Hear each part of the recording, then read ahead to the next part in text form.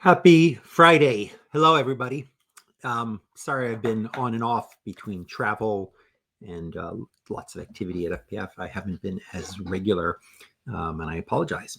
Although, actually, I'm flying back from Brussels next Friday. I'll be there for IAPP, for the release of the digital Omnibus, for some parliament meetings, some company meetings, some civil society meetings. So I probably won't be live next Friday. But that being said, I'm going to try to be diligent and regular. Having missed a couple because of travel and Korea and Japan and summer, I was thinking, well, and we do a lot of other webinars, and that's the staff do these from our FPF account, and we do a lot of non-public ones for members and so forth that are a little geekier and more detailed and more expert than me, frankly, because it's our staff who really know the stuff, who are often leading those. But I was wondering whether I should really continue, or at least, try to be so diligent. But I've run into a couple of people in the last couple of weeks who've said, I find it useful. I tune in. I really appreciate it. And I ran into a student last week, and, I'm at the stage where I like to talk about how when I try to give any advice to, young people, I say there ought to be 3 stages in your life. The first, you're building your you. It's not about making money. It's not about leisure. It's about building you, right? Getting that education, getting those first roles where you really learn, where you work for people who can be mentors, where you sort of become, hopefully, an expert who has some accomplishments, experiences. And, if you can really look at the opportunities that come your way in how is this building kind of the big me, do that. And then hopefully the next third, you got to make a living. You need to support a family. You got to, pay for a place to live. You hopefully are, using your skills, but you're having that career. And then the next third, you really ought to be giving back. If you're an old-time politician, given that we're in this world now where all these people, are in their elder years and staying in the way of the next generation that may want to seize the mantle, and sometimes don't move off the stage because it's just their entire definition. And we've got a lot of that. The last third ought to be giving back, mentoring, teaching, playing a leadership role, but perhaps in a way that brings others into the line of succession, or sort of sharing and influencing. So I ran into students.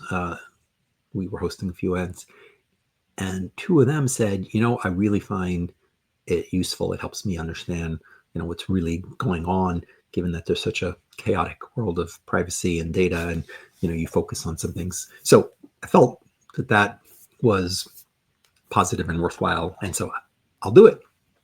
So thanks to those of you who are tuning in. Okay, so the big thing I want to talk about, based on 20 meetings that I've had the last 2 weeks. I don't know why sometimes these things come in waves. January 1, a number of new state laws kick in, particularly some that require that app stores provide age information, age ranges, age signals, age data to developers. And obviously this is not new. A lot of people were following this, but I think somehow people were following, what are Apple and Google going to have to do, and do they want to do exactly what the proposed laws are proposing, and is it a privacy concern to give away that data? Do they have reliable data? How's it going to work?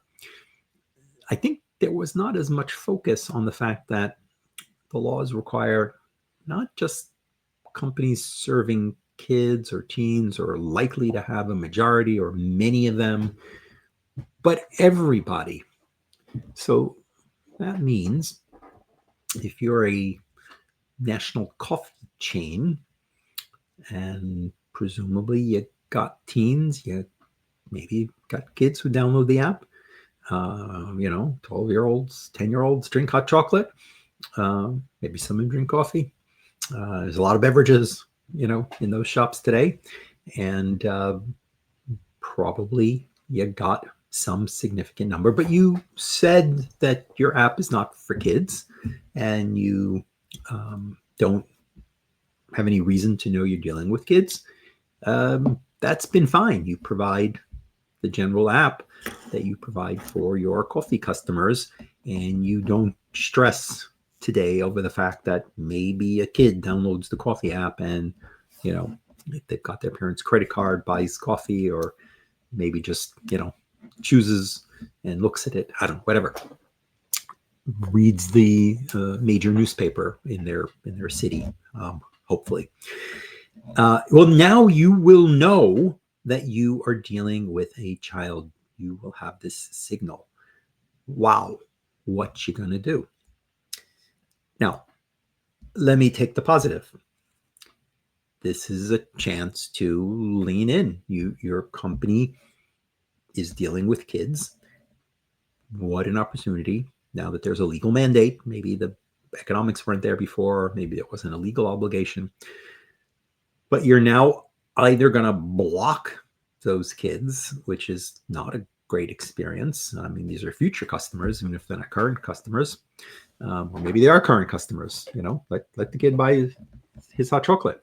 But it is an opportunity to create an appropriate for kids experience, right?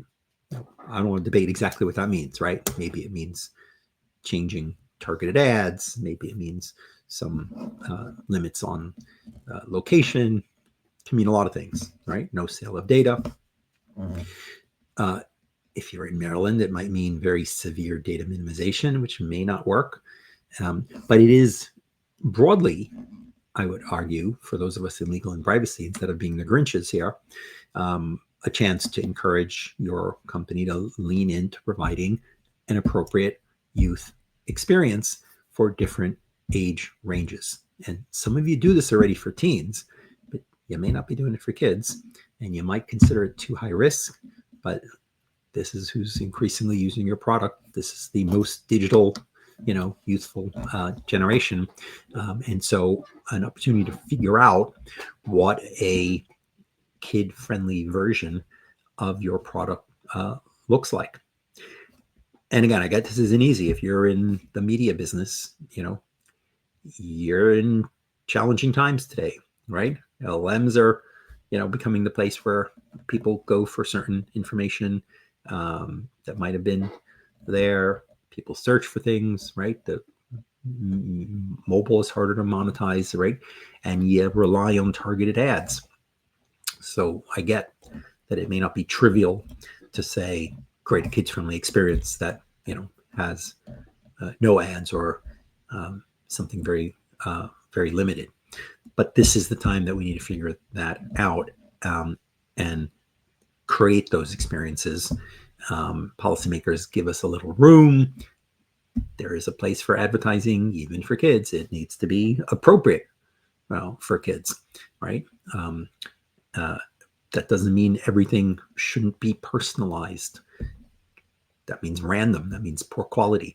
But it does mean respecting, limitations. So that's the positive. Now, the practical, however, given that there's a lot of complications to figure out how to get this done right, and I've already heard from companies who usually code freeze over the holidays, right? It is a hugely busy time for shopping and for, online activity. People aren't at work, but they're, they're shopping, they're traveling, they're using all sorts of services. Typically, and then staff are out and on vacation. So this is not the time when you roll out major product updates. Most organizations code freeze during the holiday break, so their staff can, survive without the constant problems, and you don't bring down the service and risk disrupting your busy time. Well, I've already heard from organizations that are having that teams are going to be working over the holidays because they need to get ready for January 1, where Texas and other states kick in. And okay, let's walk through some of the issues just so that if you haven't been paying attention, you have some sense as to the complications. And by the way, I'm working from home today because I've got a vendor coming. And so if I have to jump off and then I'm in, apologies. Okay. First of all, most companies don't have an app per state. And only certain states are kicking in. And when CCPA and other states kicked in, many organizations started providing those rights nationally, just so as not to create complications, multiple versions, and provide the rights to all users. But Google and Apple are going to be providing this, as I understand it, by state in the states that require it, not in every state. There are different obligations for what they need to do in different states. The Texas model's got a lot of challenges to it. Not everybody loves it. There are privacy concerns. There are constitutional challenges to it. California has a little more flexibility in terms of the obligation is just to provide an age range instead of a specific age and so forth. So right now, what will be available will be only in those states. So, okay, you got this complication now of what are you doing to have a Texas-specific app that handles kids' information in a certain way. What if you're a health or a medical app? I mean, you got a medical device, and kids use medical devices. And it's not new that there's a little bit of a tricky interaction between COPPA consent and whatever appropriate health-related consent, right, that your insurance company or the provider of that device, walks you through. Your parents sets up, maybe it's a HIPAA consent. It's not a COPPA consent. But now you have an obligation to potentially block, not even ask for consent in Maryland, for instance, around sensitive data if it's a kid. So really going to create a bit of a clash there when it comes to some of the apps that kids need and should have and should not be, blocked from. There are obligations in some of these laws to delete the age data, to not keep it, not use it for any other purpose.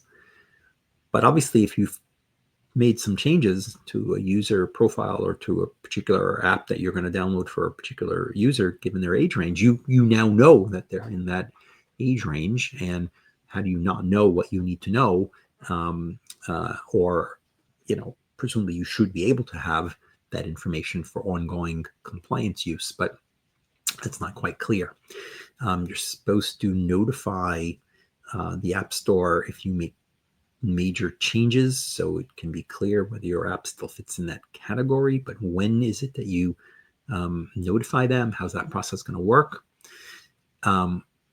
Some companies have a teen experience, others don't. What exactly is required? Do age-appropriate design codes start kicking in? Do you actually have COPPA actual knowledge now? I guess you do, but it's not fully clear. And then let me remind that it's not just Texas, but Brazil under the ECA digital, which goes into effect March 26th. That law doesn't specify age ranges like the state laws do, and it's unclear how the App Store flow might need to differ unless we end up enacting regulations in Brazil, a major jurisdiction. So a lot of challenges. What if your service is available as an app, but it's also accessible via other mediums? And now you got this signal here. How exactly does it end up carrying over? So Davis Wright Tremaine, on behalf of some teens, filed a challenge against the Texas law. So, some people are waiting to see because they're hoping. Others are, I hope, leaning in, like I suggested, using this as an opportunity to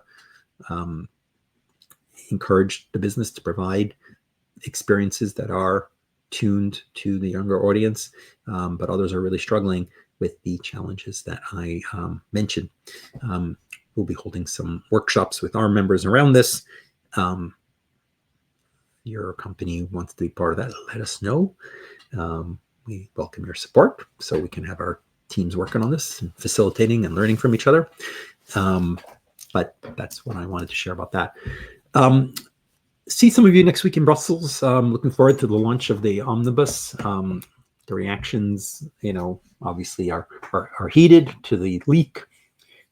What they put out probably will still have some significant changes, but it was obviously fascinating to see the extent of the changes.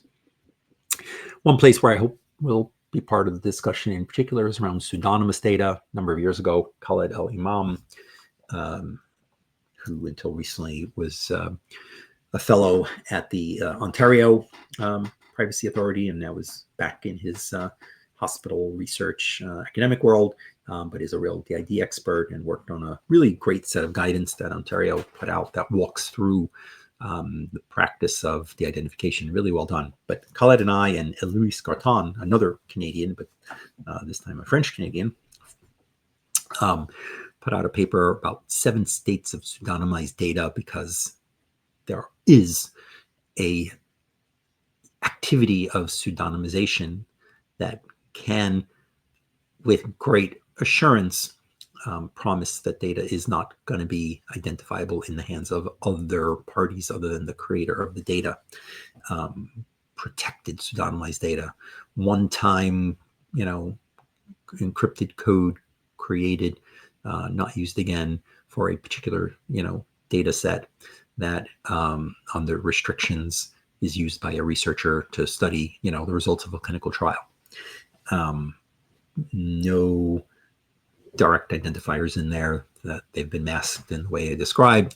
And indirect identifiers like location or which hospital or whatever have been removed. Almost all of the de-identification attacks that we are aware of are because there was indirect information in the data set that allowed it to be attacked, that wasn't and should have been masked or minimized or removed.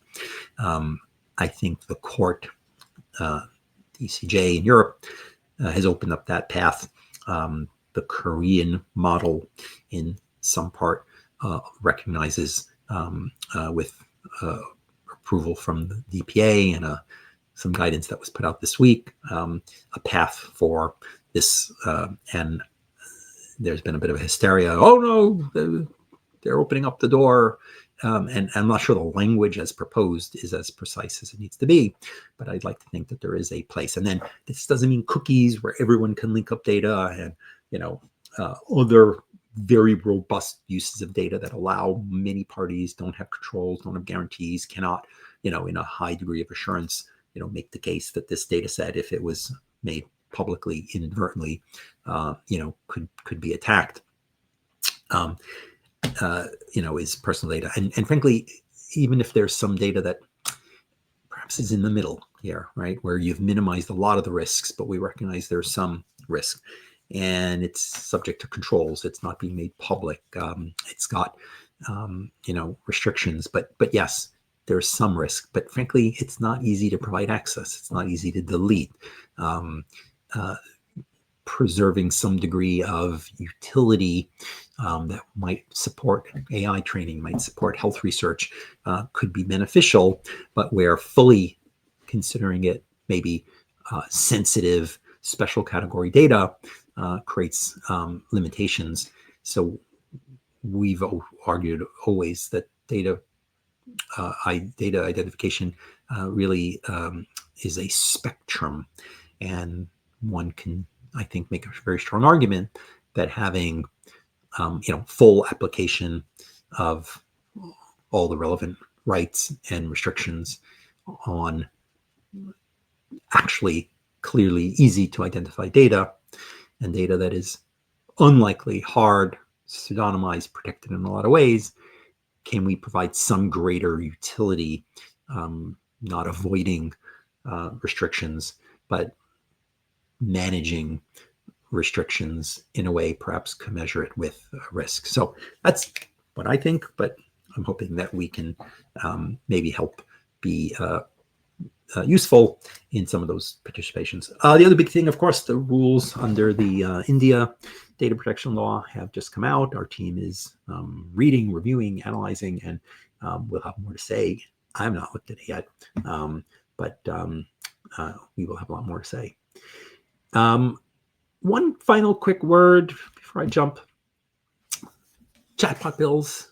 I think I've talked about them before, but it does seem to be the big and interesting topic at the moment. Chatbots are just a way to interact with an LLM. A lot of ways, increasingly many ways to interact with an LLM.